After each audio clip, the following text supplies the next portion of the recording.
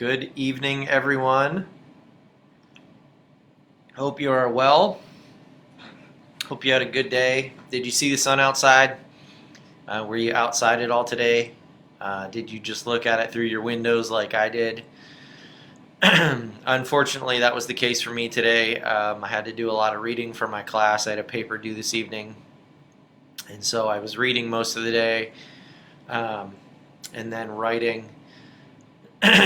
Didn't get to enjoy the outside. My boys did.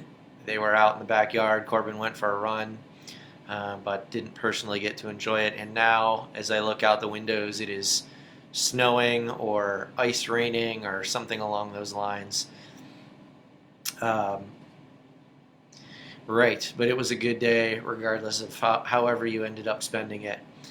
Um, Before we get going tonight, someone made comment, and it was good. Last night, when we talked about, we're in the Beatitudes, when I talked about those who mourn, blessed are those who mourn, and I talked about lament and brokenness, I didn't point out the second half of that verse. Blessed are those who mourn, for they will be comforted. And we've spent the last couple weeks talking about that idea, right? Both here on our evening prayers, but in our lament series, that in our grief, in our lamenting, in our brokenness, in our mourning, God is there, and He promises to be the Comforter, the Prince of Peace. And we can rest in that, and we can have a peace knowing that He is the Comforter, knowing that He promises that. So just wanted to go backwards before we go forwards. So we are, sorry, I just made coffee and it's really yummy. I'm just going to keep taking sips. We're in Matthew chapter 5. This is the Sermon on the Mount. This is the longest single teaching that Jesus did. It's at the very beginning of His ministry, or very close to the beginning of His ministry. And people are following Jesus around. He's already gathered crowds because He's been able to heal people. He does these teachings already, and people are amazed by that. And so already a crowd is following Him. And so He stops and He does this single teaching, the Sermon on the Mount. And so last night we started it, and I told you, like, we're only going to be able to get, particularly here, the first part is the Beatitudes in chapter 5. We're only going to go a couple verses at a time because there's just too much meat, and I don't want us to miss out on God's goodness for us. So last night we did verse 3 and verse 4. Tonight we're going to do verse 5 and verse 6. Before we do that, I'm going to read the whole Beatitudes again for you, just so that they're in your head. Blessed are the poor in spirit, for theirs is the kingdom of heaven. Blessed are those who mourn, for they will be comforted. Blessed are the meek, for they will inherit the earth. Blessed are those who hunger and thirst for righteousness, for they will be filled. Blessed are the merciful, for they will be shown mercy. Blessed are the pure in heart, for they will see God. Blessed are the peacemakers, for they will be called children of God. Blessed are those who are persecuted because of righteousness, for theirs is the kingdom of heaven. Blessed are you when people insult you, persecute you, and falsely say all kinds of evil against you because of me. Rejoice and be glad, because great is your reward in heaven. For in the same way they persecuted the prophets who were before you. So tonight, we're going to look at verse 5 and verse 6. Blessed are the meek, for they will inherit the earth. And blessed are those who hunger and thirst for righteousness, for they will be filled. Blessed are the meek. The meek are those who they're humble and have like a gentle spirit. Blessed are the meek, the humble, gentle-spirited people, for they will inherit the earth. That is so backwards thinking to what we know, right?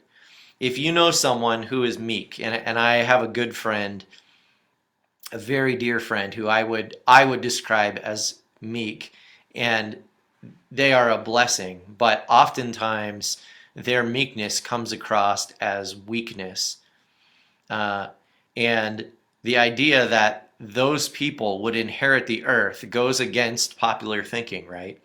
We believe it's the powerful, the rich, the wealthy, the smart, the beautiful.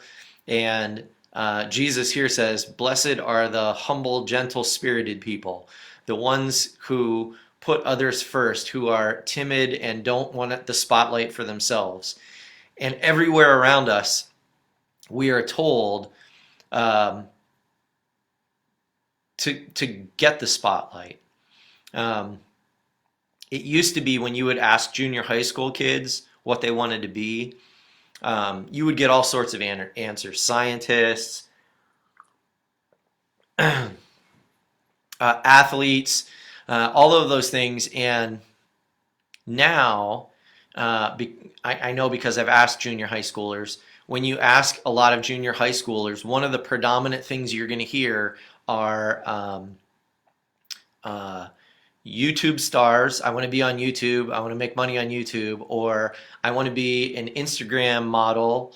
Or basically, they want the limelight.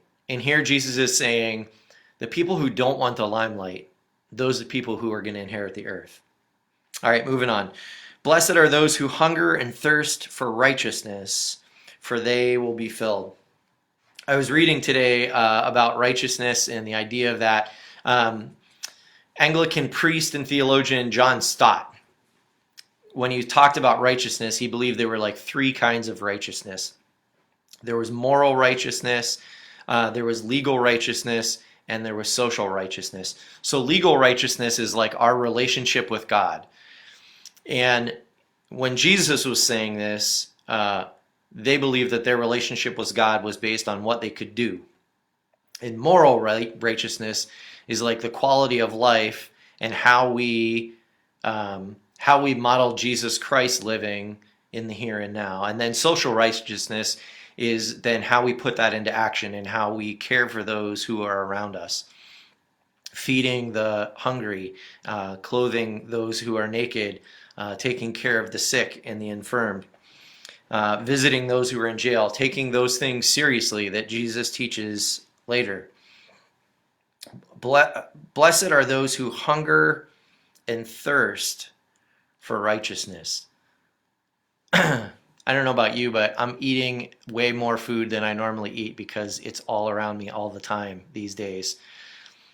What if our hunger and our thirst wasn't for more stuff to fill our bellies, but it was for more righteousness, for more of a relationship with God, for more right living, for more being active in our community, living out the principles that Jesus laid before us? What if that was what we hungered for?